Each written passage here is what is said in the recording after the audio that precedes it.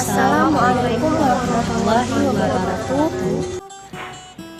Alhamdulillahirabbil alamin.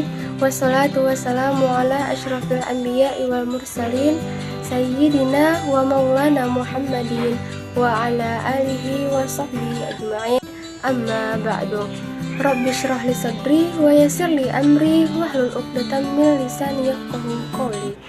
Pertama-tama, marilah kita panjatkan puji syukur kita kehadirat Allah Subhanahu wa Ta'ala, yang mana Ia telah memberikan kita beribu-ribu nikmat, di antaranya nikmat kesehatan dan nikmat kesempatan, sehingga kita dapat melaksanakan pembelajaran kita ini. Sholawat beriringkan salam tetap tercurahkan keharibaan penghulu kita, Nabi besar Muhammad Sallallahu Alaihi Wasallam, yang mana Ia telah membawa kita dari alam kegelapan menuju alam yang terang benderang seperti yang kita rasakan pada saat ini.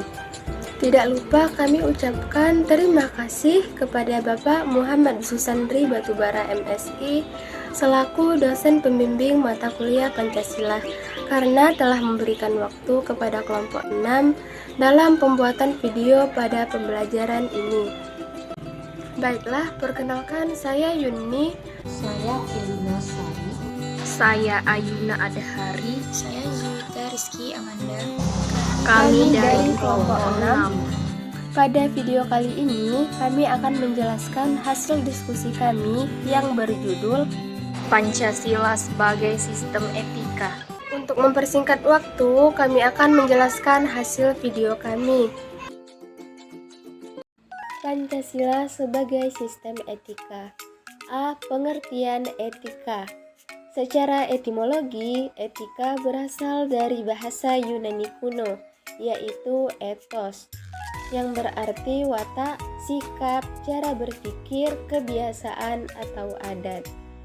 Etika adalah kelompok filsafat praktis atau filsafat yang membahas bagaimana manusia bersikap terhadap apa yang ada. Etika merupakan suatu pemikiran kritis dan mendasar tentang ajaran-ajaran dan pandangan-pandangan moral. Etika adalah ilmu yang membahas tentang bagaimana dan mengapa kita mengikuti suatu ajaran tertentu, atau bagaimana kita bersikap dan bertanggung jawab dengan berbagai ajaran moral. Etika terbagi menjadi dua kelompok. Yang pertama, etika umum, yang kedua, etika khusus. Etika umum adalah prinsip-prinsip yang berlaku bagi setiap tindakan manusia, yang berarti setiap tingkah laku kita sebagai manusia harus sesuai dengan prinsip-prinsip atau etika yang ada. Jika kita melakukan sesuatu tanpa adanya etika, hidup kita tidak akan beraturan. Baiklah, di sini kami akan memberikan sebuah contoh. Ketika akan melakukan kerja kelompok, Manda dan teman-temannya tidak memilih untuk mengerjakannya di hari Sabtu dan Minggu, dikarenakan salah satu teman mereka ada yang beragama Kristen, dan setiap hari Sabtu dan Minggu adalah jadwalnya untuk mereka melaksanakan ibadah. Tindakan tersebut termasuk dalam etika yang harus kita realisasikan dalam bentuk menghormati orang lain. 2. Etika khusus. Etika khusus adalah etika yang membahas tentang prinsip-prinsip dalam hubungannya dengan berbagai aspek kehidupan manusia, yang berarti prinsip-prinsip ini adalah prinsip yang mengatur tentang hubungan antar manusia dengan manusia. Etika khusus terbagi menjadi dua. Pertama, etika individu, yang kedua, etika sosial. Etika individu adalah etika yang berkaitan dengan kewajiban dan sikap manusia terhadap dirinya sendiri. Contohnya, menjaga sholat 5 waktu. Hal ini merupakan kewajiban bagi setiap manusia yang beragama Muslim. Dan etika sosial adalah etika yang membahas tentang kewajiban, sikap, perilaku manusia sebagai anggota masyarakat pada umumnya. Di dalam hal ini menyangkut hubungan manusia dengan manusia, baik secara individu maupun dalam kelembagaan. Contohnya, ketika Ayu mengikuti sebuah organisasi, Ayu harus mengikuti peraturan-peraturan yang tersedia di dalam organisasi tersebut. Klasifikasi etika. 1. Etika deskriptif. Etika deskriptif hanya menerangkan apa adanya, tidak memberi penilaian terhadap objek yang diamati. Artinya, etika hanya menjelaskan dan menggambarkan apa yang terjadi. 2. Etika normatif. Etika normatif adalah etika yang mengemukakan suatu penilaian mana yang baik dan mana yang buruk, dan apa yang sebaiknya dilakukan oleh manusia. Dan di dalam etika normatif ini, memberikan penilaian tentang sebuah kejadian yang sudah digambarkan atau dijelaskan di dalam etika deskriptif. Apakah hal tersebut merupakan hal yang baik atau hal yang buruk? Setelah itu diberi pengarahan apa yang seharusnya dilakukan dalam kejadian tersebut. B. Pemahaman konsep dan teori etika. Dari asal-usul kata, etika berasal dari bahasa Yunani, yaitu ethos, yang berarti adat istiadat atau kebiasaan yang baik. Perkembangan etika yaitu studi tentang kebiasaan manusia berdasarkan kesepakatan menurut ruang dan waktu yang berbeda, yang menggambarkan perangai manusia dalam kehidupan pada umumnya. Bagi ahli falsafah, etika adalah ilmu atau kajian formal tentang moralitas.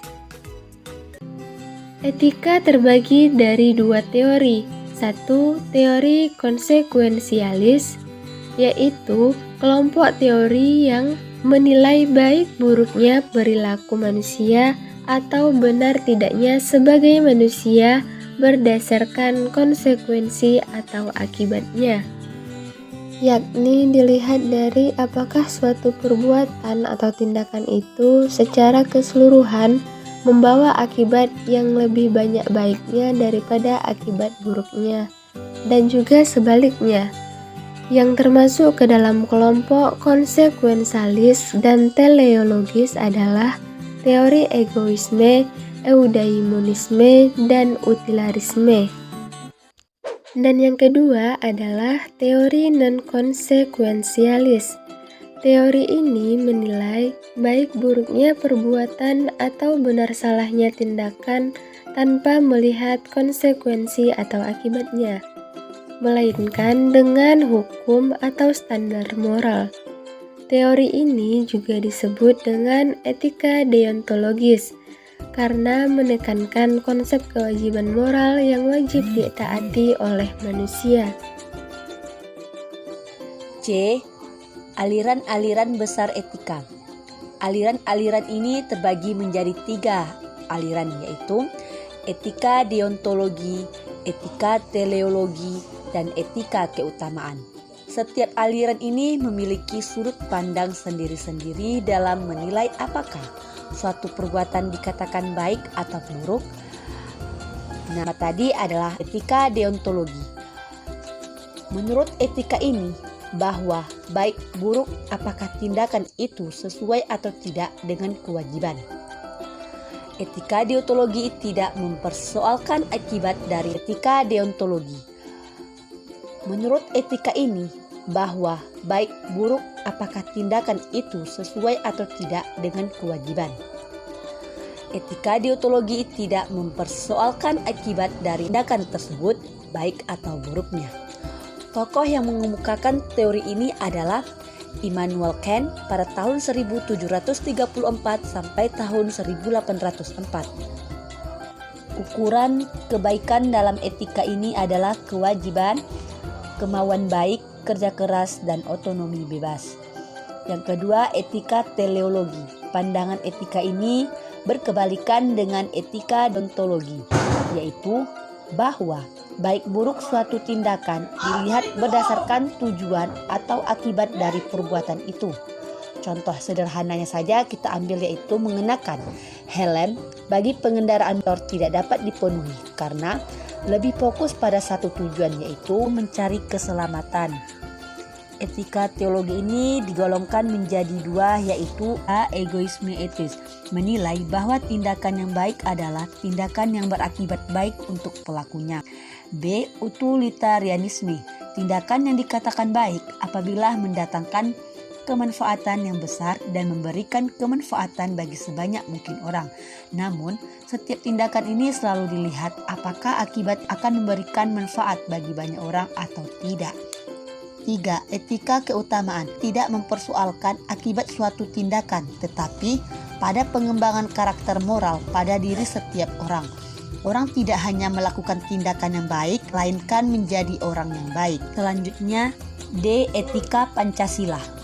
Etika Pancasila merupakan etika yang mendasarkan penilaian baik dan buruk pada nilai-nilai Pancasila tersebut, yaitu nilai ketuhanan, kemanusiaan, persatuan, kerakyatan, serta keadilan. Suatu penilaian dikatakan baik bukan hanya apabila tidak bertentangan dengan nilai-nilai dalam Pancasila saja, namun juga sesuai dan mempertinggi nilai-nilai Pancasila tersebut. Selanjutnya, etika Pancasila ini sangatlah diharapkan pada kehidupan bermasyarakat, berbangsa, dan bernegara, karena tuntunan nilai-nilai moral yang digunakan dalam kehidupan sehari-hari. Namun, jika dilihat, masyarakat Indonesia diharapkan melakukan kajian kritis, rasional terhadap nilai-nilai moral pada kebiasaan sehari-hari agar tidak terjebak kepada pandangan yang bersifat mitos. Contohnya yaitu, kita lihat orang korupsi terjadi lantaran seseorang pejabat diberi hadiah oleh seorang yang memerlukan bantuan ataupun jasa dari pejabat ini agar urusannya itu lancar. Oleh karena itu, pejabat yang membantu menerima hibah tanpa memikirkan apa alasan orang tadi menaruh memberikan pemberian. Dengan demikian, seperti dengan warga negara yang mendapatkan sesuatu dalam kedudukan politik sehingga dapat dikategorikan sebagai bentuk suap.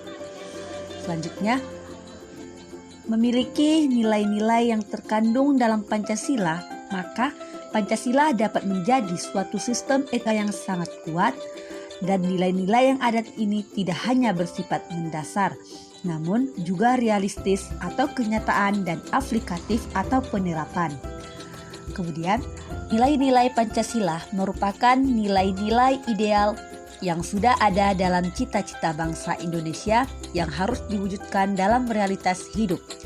Nilai-nilai tersebut dalam istilah Notonegoro yang merupakan nilai yang bersifat abstrak dan universal, maksudnya yaitu nilai yang melingkupi realitas kemanusiaan dimanapun dan kapanpun, serta juga merupakan dasar bagi setiap tindakan munculnya nilai-nilai yang lain. Sini juga saya akan menjelaskan tentang contoh dari nilai yang nyata dalam Pancasila. Contoh nilai nyata dalam Pancasila yang 1. Nilai ketuhanan akan menghasilkan nilai spiritualitas, ketaatan, dan toleransi. Yang kedua, nilai kemanusiaan akan menghasilkan nilai kesusilaan, tolong-menolong, dan penghormatan. Dan selanjutnya, nilai persatuan menghasilkan nilai cinta tanah air dan pengorbanan. Yang keempat, nilai kerakyatan akan menghasilkan nilai menghargai perbedaan pendapat dan kesetaraan. Dan yang terakhir adalah nilai keadilan akan menghasilkan nilai kepedulian, kemajuan bersama, dan lain-lain.